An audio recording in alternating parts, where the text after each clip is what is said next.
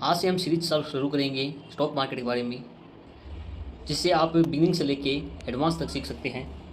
तो हम सीरीज को एकदम बेसिक से सीखेंगे कि स्टॉक मार्केट क्या है, एक्सचेंज क्या है, एनएसई बीएसई क्या है, इंडेक्स क्या है, स्टॉक शेयर्स कैसे काम करते हैं।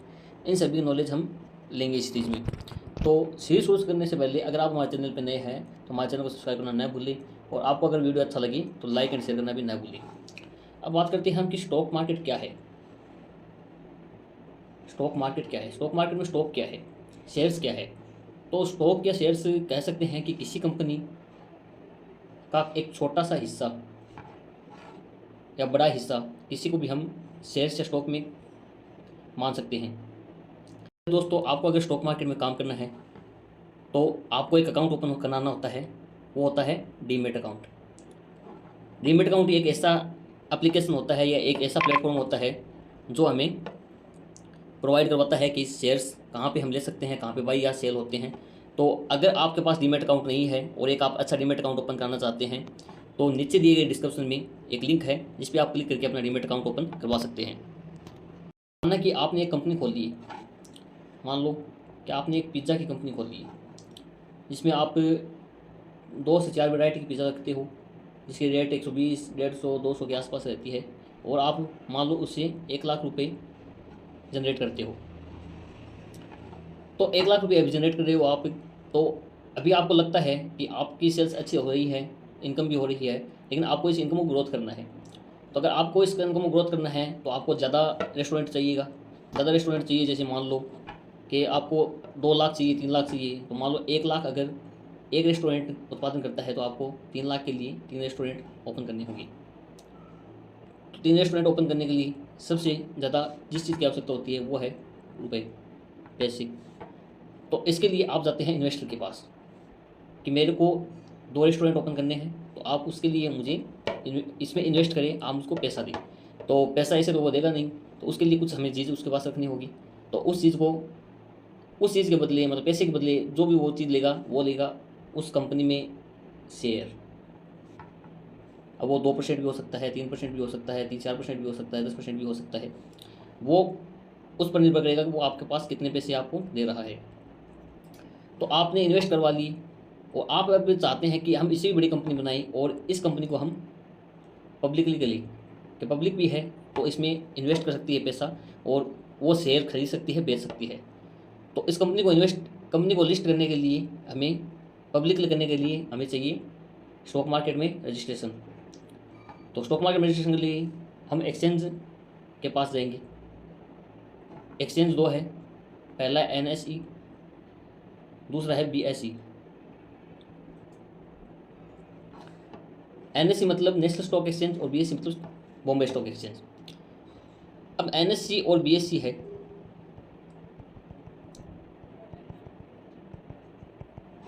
एनएससी और बीएससी, इसमें हम स्टॉक को रजिस्ट्रेशन कराएंगे,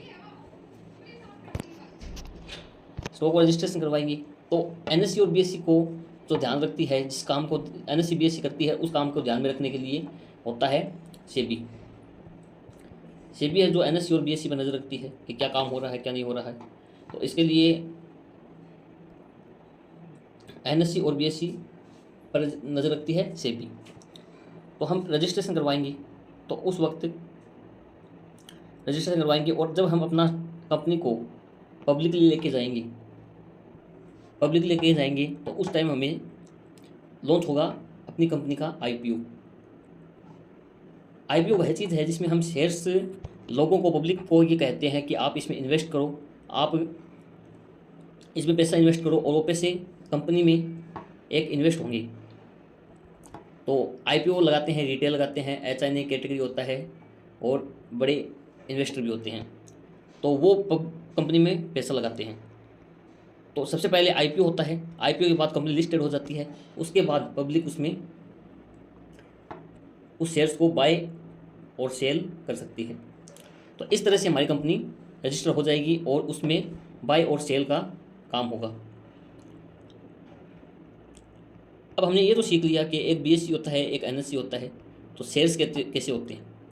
तो शेयर्स है वो उसमें लिस्ट होकर जो काम करेगी, मतलब अब हमारे पास मान लो कि 5,000 से ज़्यादा शेयर्स है वो लिस्टेड है, तो हम रोज़ 5,000 शेयर तो नहीं देख सकते कि कौन सा ऊपर जा रहा है कौन सा नीचे जा रहा है। तो इसके लिए हम देखते हैं इंडेक्स। अब इंडेक्स कई तरह के होते हैं, जैसे निफ्टी 50, बैंक निफ्टी, सेंसेक्स। तो निफ्टी 50 में इंडिया की टॉप 50 कंपनी है, 50 कंपनी है, वो इस इंडेक्स को शो करती है कि अगर 50 कंपनी ऊपर जा रही है तो इंडेक्स ऊपर जा रहा है, 50 कंपनी में से कुछ नीचे आ रहा है, मतलब न्यूज़ बेसिस पे, या कोई शेयर बेच रहा है, या कोई बड़ा इन्वेस्टमेंट कर रहा है, तो उस हिसाब से शेयर्स हैं जो ऊपर और नीचे होते हैं, और इसी तरह से इंडेक्स ऊपर या नीचे होते हैं। अब एनएससी में जैसे 50 कंपनी हो गई टॉप इंडिया की, जैसे ही बॉम्बे स्टॉक एक्सचेंज में मतलब बीएससी में 30 कंपनी होती है, बैंक निफ्टी में बैंक की कंपनी होती है, टॉप कंपनी होती है। फाइनेंस कंपनी है जो अभी फिन निफ्टी है, तो उसमें फाइनेंस कंपनी जो टॉप होती है उसको लिया जाता है। बैंक एक्स में बैंक लिए जाते हैं। इसी तरह कई इंडेक्स हमें बने दिखाई देते हैं, जिसको हम देख के, जिसके हम चार्ट्स को देख के हम ये पता लगाते हैं कि शेयर्स ऊपर जा रहे हैं या नीचे जा रहे हैं। तो अब तरीका होता है शेयर्स में इन्वेस्ट करने का। सबसे पहले इन्वेस्टमेंट होता है कि किसी शेयर को हमने 100 पे खरीदा, 120 पे बेचा तो 20 रुपये हमारा फ़ायदा हो गया, या 100 रुपये में खरीदा 90 में बेचा तो 20 रुपये हमारा लॉस हो गया। ये तो है इन्वेस्टमेंट होता है। दूसरा होता है ट्रेडिंग, फ्यूचर। इस तरह से कई सी चीज़ होती है जिसमें हम शेयर मार्केट में पैसा लगाते हैं और पैसा बनाते हैं। तो इस सीरीज़ के फर्स्ट पार्ट में हम इतना ही सीखेंगे। हम धीरे धीरे स्टेप वाइज सीखेंगे कि बिगनिंग से लेके एडवांस तक हम इसमें सीखेंगे कि किस तरह से हम इसमें इन्वेस्टमेंट करते हैं, किस तरह से ट्रेडिंग होती है, क्या स्ट्रेटेजीज रहती है। तो ये सब कुछ हम अगले आने वाले पार्ट में धीरे धीरे सीखेंगे। कैंडल्स क्या होती है, ये कैसी बनती है, सब हम इस सीरीज़ में सीखेंगे। तो इस वीडियो में इतना ही। अगर आप हमारे चैनल पर नए हैं तो सब्सक्राइब करना जरूर से ना भूलें, और अगर आप हमारे पहले से सब्सक्राइबर हैं तो आपका धन्यवाद। आप इसी तरह हमारे से जुड़े रहे और शेयर मार्केट के बारे में नॉलेज हमसे लेते रहे। और अगर आपको वीडियो भी अच्छा लगे तो लाइक एंड करना, शेयर करना ना भूलें। धन्यवाद।